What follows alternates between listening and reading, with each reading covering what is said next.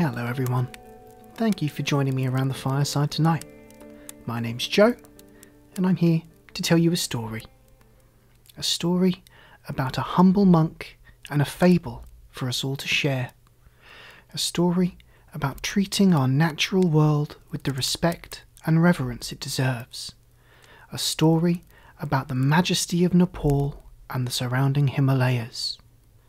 Presenting another Fireside Community Spotlight piece, The Magical Ring of Trees by Lucia Huybrechts, part of a larger story inspired by the author's travels around Nepal and the Himalayas. Please do let me know if you enjoy this by leaving a rating and review on Apple Podcast, commenting on YouTube or Facebook, and subscribing to whatever platform you listen on. Every one of you truly do mean the world to the channel. Now please, get comfortable, let go of the daylight, and join me for our story. The Magical Ring of Trees by Lucia Huybrechts. In the beautiful land of Nepal, somewhere on a high plain near the border with Tibet, the strangely shaped cliffs of Mustang arise, shrouding ghostly, deformed entrances to thousands of caves, endless underground passages, leading who knows where. Only a few have been explored by scientists and some eccentric wandering souls with perseverance in their hearts. Permits to visit the caves are rarely given, and above all, the duration of the permitted time is very limited to do proper research. Besides, the protective attitude of the original villagers near the caves can cause unnecessary delays and can only be resolved by hard cash to slacken their grip on the values of their heritage. Unreliable weather conditions can crucially ruin a complete expedition because heavy snow blizzards have the unexplained ability to raid a perfectly clear day, causing visibility to drop to zero, forcing people to back away and abandon the many auspicious treasures waiting to be discovered, as if strange, arcane forces are shielding these ancient secrets. Astounding Mustang, safekeeping the abstruse ability of human levitation, where snow leopards streak unseen, leaving paw prints, imposing caution to uninvited guests. Heaps of scrolls with writings of the past partly perished have been found in almost unreachable chambers where idols of deities stand, crumbling and cracked by shifting rock formations, but still bearing some colourful markings of the last worshipping rituals. These perforated sandcastles, menacing and mysterious, were the genius combination to hide a shadowland called Grishma Sharad, a floating mirage visible only according to solstices and time-shifting moon cycles from the highest point of Mount Dhaulagiri. Tenzin Samdup, a Buddhist monk with infinite wisdom and determination from Burunchuli, a small village near Lalitpur in the Kathmandu Valley, will take the lead in an adventure to discover worlds beyond. His passion for knowledge of the unknown will award us a look into the most unbelievable concealed myths and Erawan places of Nepal. In the company of his crooked, wooden walking stick with carved symbols of the 7 virtues, generosity, patience, wisdom, compassion, energy, renunciation, and equanimity, he will follow a random trail, defying the 3 fates who once spun his thread of life, the goddesses of destiny. His age has surpassed hundreds of years, unnoticed by the ladies who have the exclusive power to cut all life threads when you least expect it. Not even the highest gods can influence their decisions.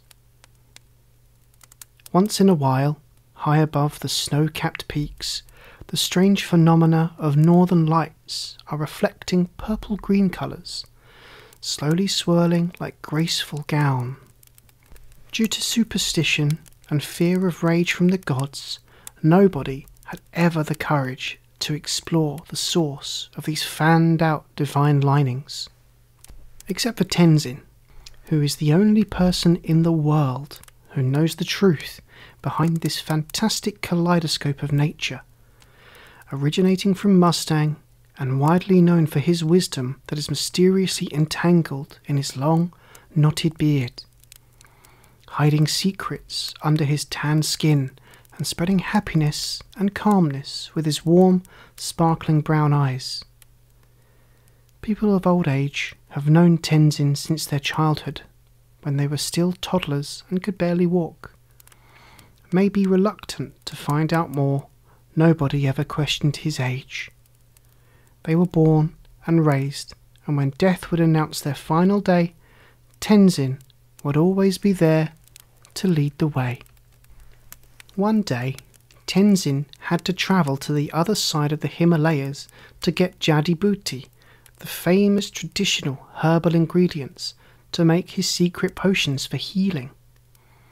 On the way back, he met an old mountain faun by the name of Natagor, an engaging little guy with rigid, knobbly limbs and long grey dreadlocked hair that was topped with a bright blue hat that had an elongated prong hanging down, reaching to the oversized feet.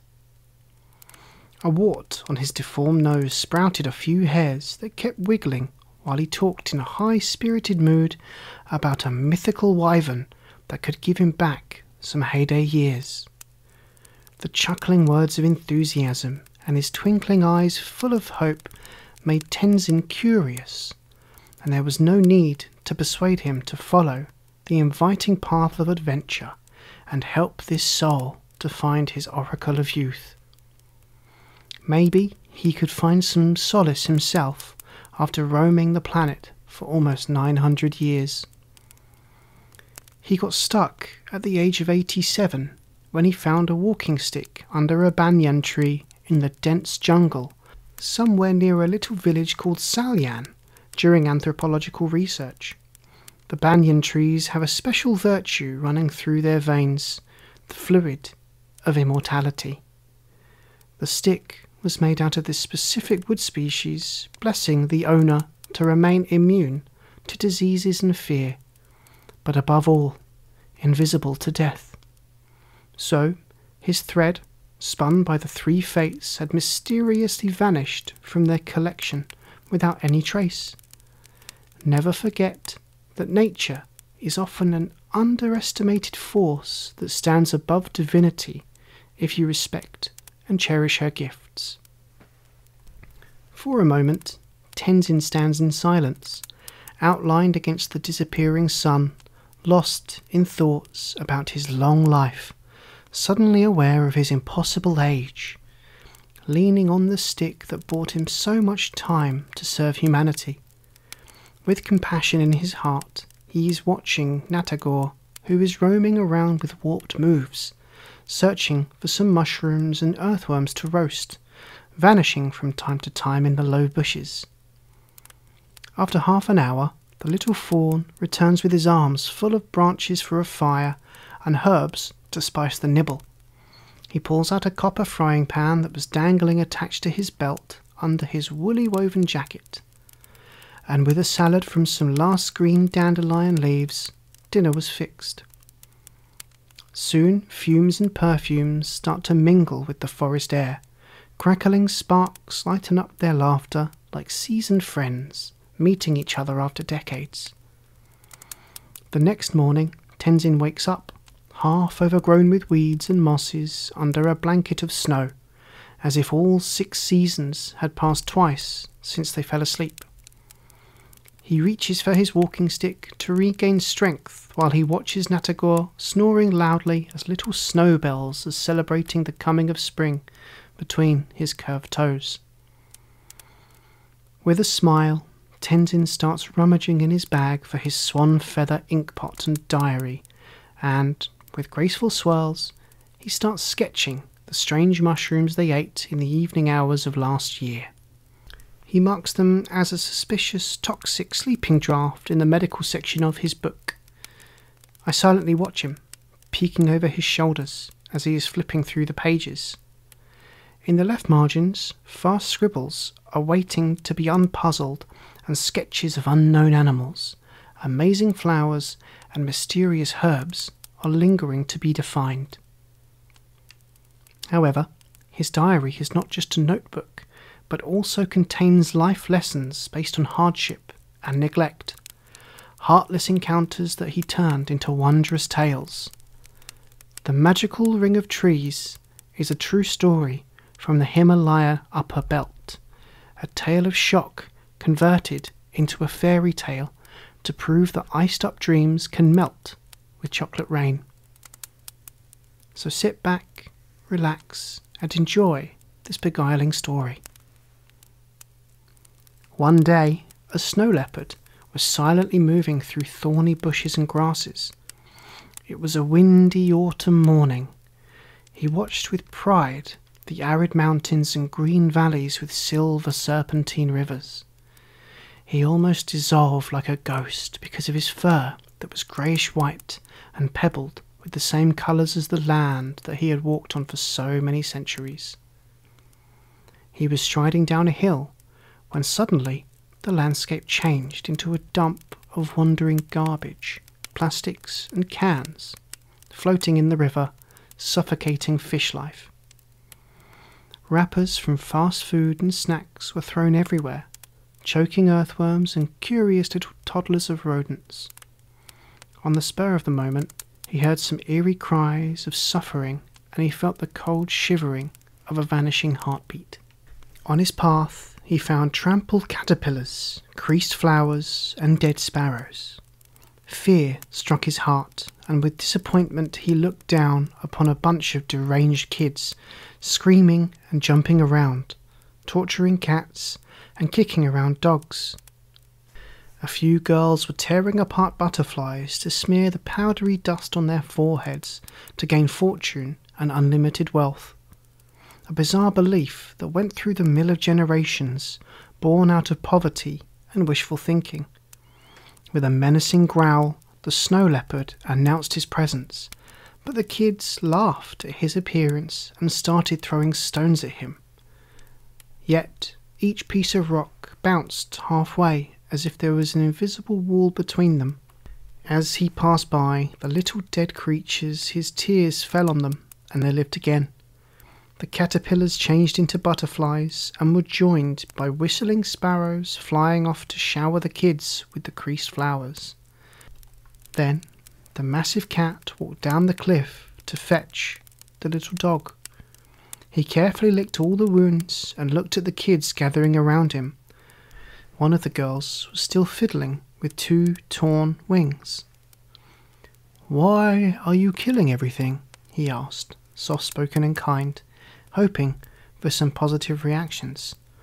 "Don't any of you have love in your hearts?" he continued. The girl with the wings slowly approached with a flush of shame on her cheeks.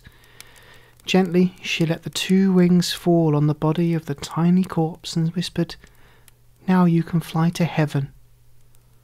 Most of the kids stood rooted by sheer surprise.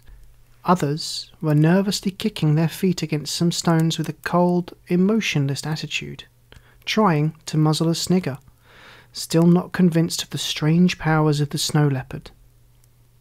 The snow leopard turned around and faced the rascals. Before they could say anything, their limbs started to lignify, and their feet sprouted roots that instantly entered the dry soil. The little girl who was sitting next to the dead puppy started to cry and sob. Desperate with fear, she searched for comfort and took the little puppy in her arms, hiding it completely with her face while she listened to the snow leopard, who spoke. "For 6 seasons you will feel the force of nature that you try to destroy without any shelter. Heavy snowfall and frost will curve your branches. Monsoon will clean your negative thoughts and enraged ignorance. In the scorching sunshine, you will provide shade to caterpillars itching your bark, and sparrows will nest in your arms to grow their young ones. When autumn comes once more, your leaves will fall, and you will walk again.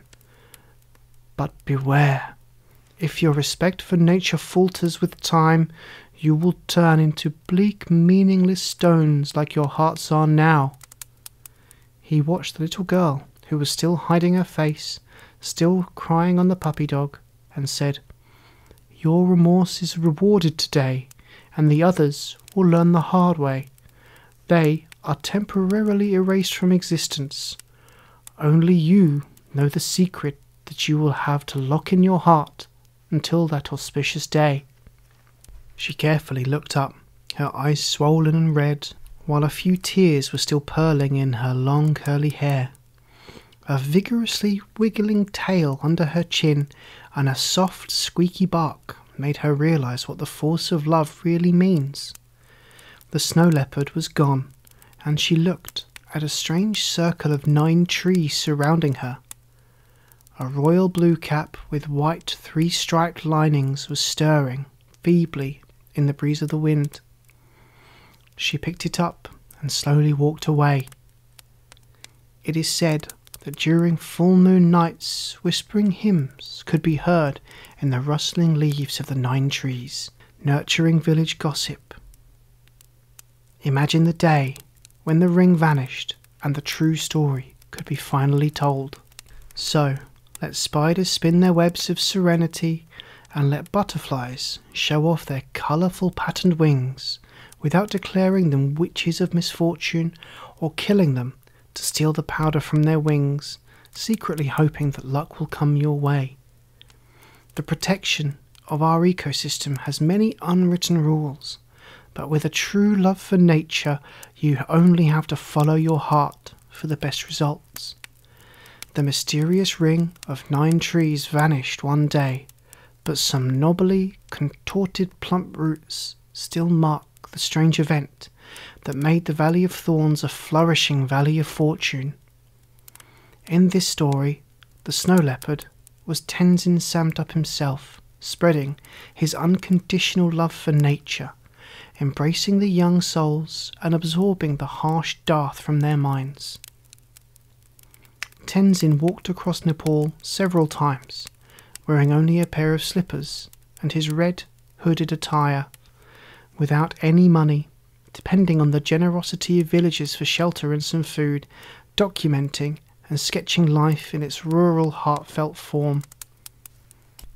While the morning sun is casting elongated shadows of a feather quill on the forest grounds, Tenzin is completely absorbed by his writings, and 1,000 thoughts of silent contemplation are rushing through his mind.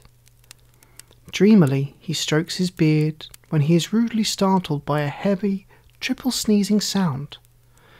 Natagor wakes up with a thud, reaching automatically for some dry grasses to blow his tortured nose, simultaneously ungluing himself from his flourishing covers.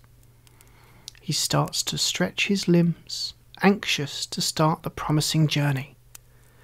Chatting away happily, the 2 friends disappear under an archway of roots, the entrance to the unknown, where tales unfold like a pop-up storybook.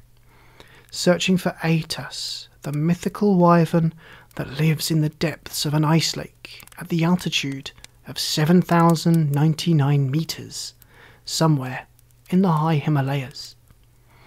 The adventurous trail and precise maps are available to be sniffed through in an old oak bookcase with 100 secret drawers and rusty, squeaky doors at the monastery of Burunchuli, revealing answers to all your questions and hiding more captivating narratives. The end. Good night.